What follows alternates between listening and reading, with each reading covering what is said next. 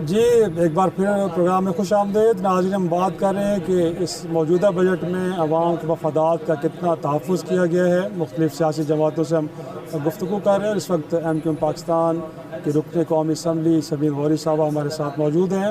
سبین صاحبہ, انفیکٹ آپ کی پارٹی کے پاس تو تعلیم کی وزارت بھی ہے. اگر آپ نے بجٹ ڈاکومنٹ پڑھے ہوں تو اس بار 0.8% رکھے گئے ہیں.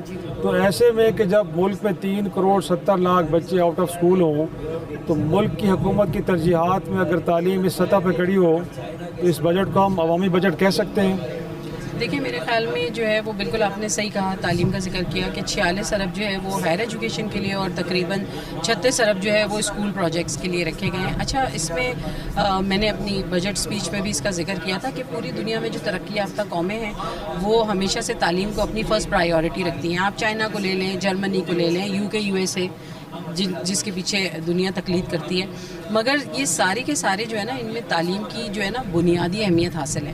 جب تک ہم تعلیم کو بنیادی حیثیت نہیں دیں گے, ووکیشنل ٹریننگز کو نہیں ڈالیں گے, اس وقت تک نہ ہمارا ملک ترقی کر سکتا ہے. اور پھر یہ بچے جو آؤٹ آف اسکول چلڈرنز ہیں, تقریباً جو ہے وہ 2.5 کروڑ بچے اس وقت جو ہے آؤٹ آف اسکول چلڈرنز کی تعداد ہے, بلکہ اس سے کچھ زیادہ ہی ہے ابھی کے سروے میں. تو یہ بچے جب آگے بڑے ہوں گے تو بے روزگاری کا شکار ہوں گے, پھر مختلف جرائم, غربت, یہ چیزیں جو ہے نا وہ جنم لیتی ہیں.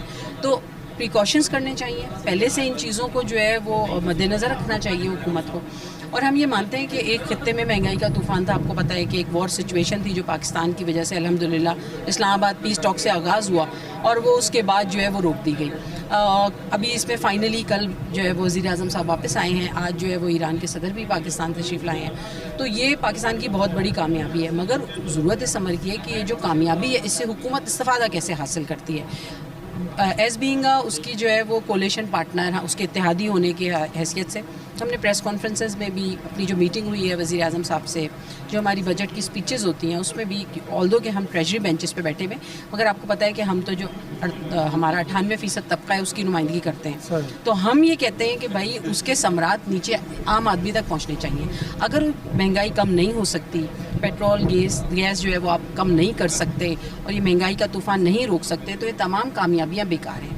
بہت اچھی بات ہے, ہمارے لیے فخر کا مقام ہے ہر پاکستانی کے لیے جو شہباز شریف صاحب ہمارے ڈپلومیٹک فرنٹ کے اوپر تو بہت کچھ ہم نے کیے.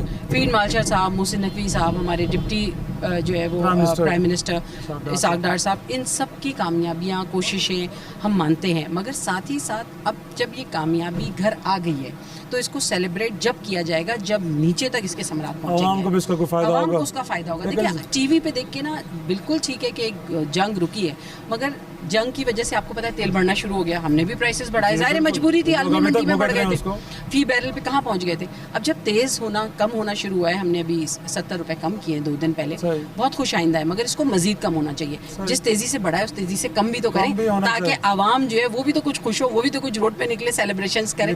تو میرے خیال میں ساتھ ہی ساتھ جو ہے اس میں سروس مین پہ ہم نے بات کی ہے, 7% جو ہے وہ ان کی جو ہے وہ تنخواہوں میں اضافہ کیا ہے, اور ساتھ ہی ساتھ جو ہے وہ سرچارج ٹیکس کم کیا ہے. بٹ بات یہ ہے کہ ایک آپ ابھی ہماری لاسٹ ایئر جو ہم نے ڈیلی ہماری جو ویجز تھی منیمم وہ ہم نے 37,000 روپے کی تھی. آپ اس میں یہ سب ایڈ بھی کر لیں تو اگر 10% تک بھی بڑھا دیتے ہیں تو 40,000 میں کس آدمی کا گزارا. کم از کم سرچارج ٹیکس کم کر کے اور تنخواہیں بڑھا کے اس حد تک لائیں کہ منیمم ویج جو ہے نا وہ 50 تک پہنچ جائے, 50-55 تک, تاکہ ایک عام آدمی کے کچھ تو آنسو پوچھیں. ورنہ آٹے میں نمک کے برابر 150% بڑی ہے اور ملازمین کی 7% بڑی ہے. نہیں, ہماری بھی ان کے ساتھ ہی بڑی ہے, بے فکر ہے. جو ان کی بڑھتی ہے اس لحاظ سے تو ہمیں کہنا چاہیے کہ ان کی زیادہ بڑھائیں تاکہ ہماری بھی اسی حساب سے بڑھے. صاحب, آپ عوام کا آپ کہتے ہیں 98% لوگوں کی آپ بات کرتی ہیں, ہم خود عوام میں سے, اور کراچی کا مقدمہ بھی آپ ہمیشہ لڑتے رہتی ہے MQM. لیکن اس وقت تو صورتحال یہ ہے کہ وفاق نے صوبوں سے 3,000 ارب لے لیے ہیں. گویا کہ اب لگتا ہے یہ کہ اگلے سال صوبے میں کسی قسم کا کوئی ڈیولپمنٹ کام نہیں ہوگا. تو یہ جو اتنا بڑا کام ہوا ہے اس پہ پر MQM پاکستان خاموش ہے. گویا کہ نہیں, ہم بالکل خاموش نہیں ہیں. خاص طور پہ جو اربن ہمارا جو کراچی پیکیج ہے, حیدرآباد پیکیج ہے, اس کے لیے ہم نے بات بھی کی ہے, اور ہم نے جو ہے وہ پہلے دن ہی اپنا احتجاج بھی ریکارڈ کرایا تھا. اور اس کے بعد متعدد بجٹ سے جو ہے وہ پہلے پری بجٹ میٹنگز بھی ہوئی تھی اور بجٹ کے بعد بھی. آج بھی انفیکٹ کہ آج فائنل جو ہے فائنانس بل پیش ہونے جا رہا ہے, تو آج بھی ہم نے جو ہے وہ ہماری اعلیٰ قیادت نے ملاقات کی ہے, اور اس میں ہمارا یہی مطالبہ ہے کہ دیکھیں کراچی زبوں حالی کا شکار ہے. پچھلے 18 سال سے بیڈ گورننس, ولنگنس کی کمی, اور جو ہے آپ کو پتہ ہے کہ بہت زیادہ پولیٹیکل جو ہے وہ فریگمنٹیشن ہے, بہت زیادہ ایڈمنسٹریٹو فریگمنٹیشن ہے کراچی میں, حیدرآباد میں. تو ہم یہ چاہتے ہیں کہ کراچی کے پیکیج کو بڑھایا جائے. انفراسٹرکچر تباہ ہے, نہ گیس ہے, نہ پانی ہے, بجلی کی لوڈ شیڈنگ ہے, عوام پریشان ہو چکے ہیں. پانی کا K4 کا منصوبہ 2 دہائیوں سے جو ہے وہ ایسی کھڈے میں پڑا ہوا ہے. وفاق نے اس کا بیڑا اٹھایا ہے, تو ہم چاہتے ہیں کہ اسی سال وہ بھی کمپلیٹ ہو جائے.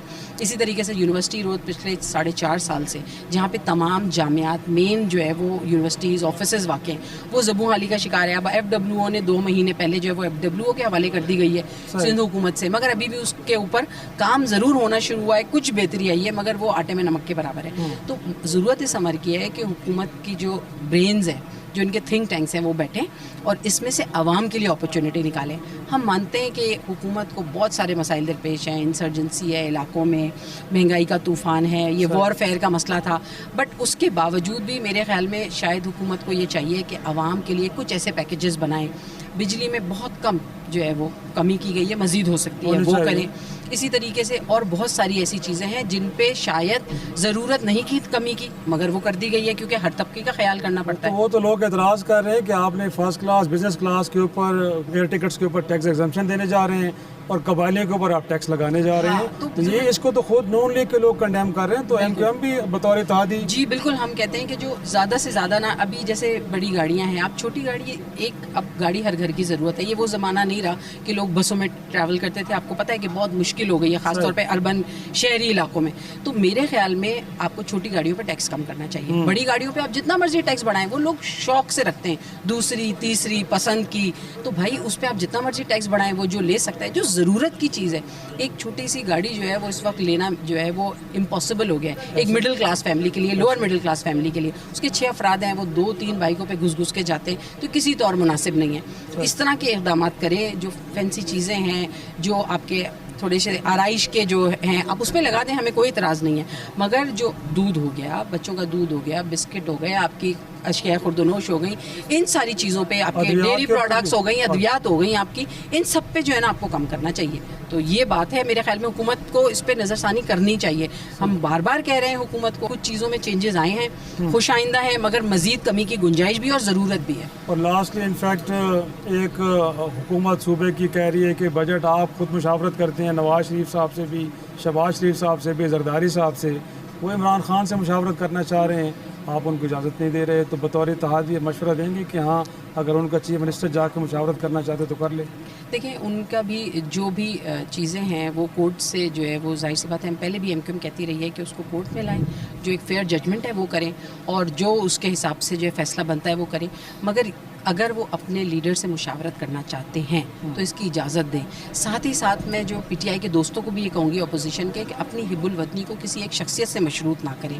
آپ جو ہے نا, آپ کے جو لوگ ہیں, عوام ہے, آپ برملا کہتے ہیں کہ عوام نے آپ کو جتا کے یہاں بھیجا ہے, آپ ان سیٹوں پہ بیٹھیں, تو آپ بالکل احتجاج بھی کریں, آپ ہنگامہ بھی کریں, مگر جو اس طرح کے اہم مسائل ہیں جس پہ ملک کی ترقی اور لوگوں کی زندگی کا دار و مدار ہے پاکستانیوں کی, اس میں اپنا ان پٹ دیں. اس کو کسی ایک شخص کے پسند ناپسند سے مشروط نہ کریں, کیونکہ پھر آپ اس عوام میں واپس, آپ کو حلقے میں تو جانا ہے 2-3 سال بعد, اب ٹائم ہی کتنا رہ گیا, تیسرا بجٹ آ گیا, پھر آپ انہیں کیا منہ دکھائیں گے کہ ہم ایک آدمی کے لیے بولتے رہے کہ وہ آئے گا تو نجات دہندہ ثابت ہوگا, ورنہ پوری قوم جو ہے وہ ہم ڈبو دیں گے. تو ایسا نہ کریں, اور کوشش کریں کہ جن لوگوں نے آپ کو ووٹ دیا ہے ان کے اس ووٹ کا یہ آپ کے پاس امانت ہے, اس کی پاسداری کریں. بہت شکریہ. سبیل غوری صاحبہ پاکستان MQM پاکستان سے ہمارے ساتھ موجود تھی, اور ان کا بھی یہی کہنا ہے کہ بطور اتحادی سمجھتے ہیں کہ ابھی بھی بجٹ ڈاکومنٹ کے اندر بہت بہتری گنجائش ہے, اور اسے عوام فرینڈلی بنانے کے لیے کچھ ایریاز کو ایڈریس کرنے کی ضرورت ہے. ناظرین, ایک چھوٹا سا بریک لیں گے, بریک سے واپس آئیں گے تو کچھ اور سیاسی رہنماؤں سے گفتگو کریں گے, اور دیگر پارٹیوں کا موقف جاننے کی کوشش کریں گے کہ وفاقی بجٹ کتنا عوامی ہے یا پھر یہ خواص کے لیے بنایا گیا.